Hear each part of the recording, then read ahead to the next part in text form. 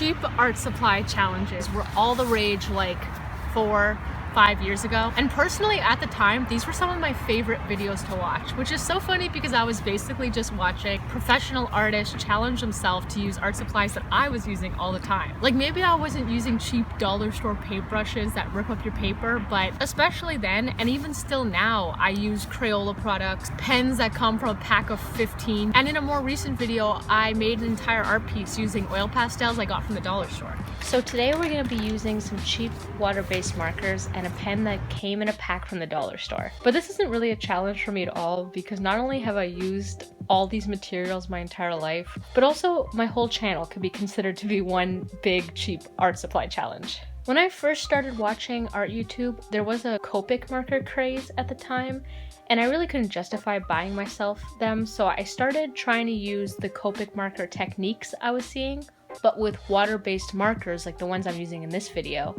And that really changed everything, and I slowly became obsessed with using markers, even the cheap water-based ones. I have entire sketchbooks almost completely filled with art made with these markers. I've also used them to make some bigger pieces, and to be honest, I've never felt like they're holding me back in any way, unless I was using the wrong paper. I've heard a lot of different artists say this, and I definitely agree, which is if you have to splurge, and I'm using the term splurge lightly here, on one art material, it should be paper.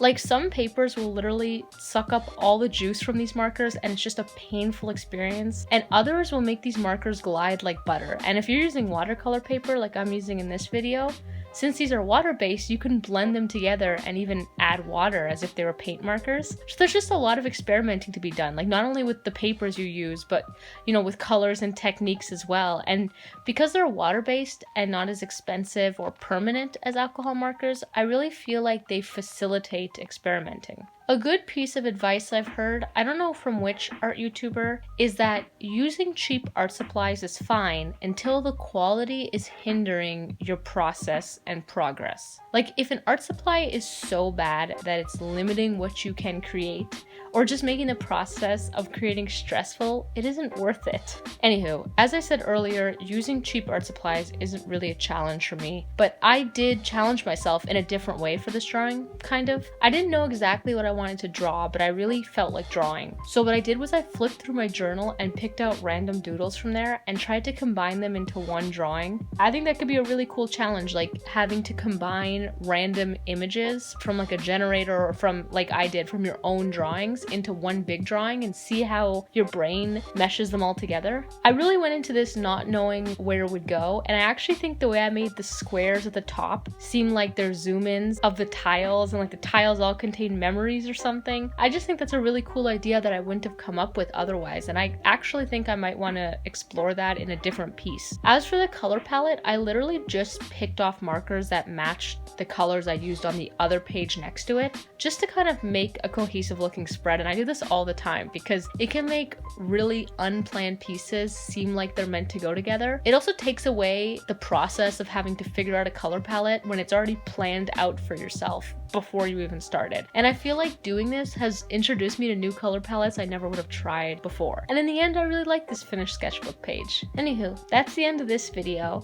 So here's what the finished piece actually looks like. And on the side, I'm gonna put 2 more videos you might like. Another one where I draw with water-based markers like I did in this video, and then a tour of all my old sketchbooks where you can see how my art using cheap art supplies has evolved. But thank you so much for watching. See you soon.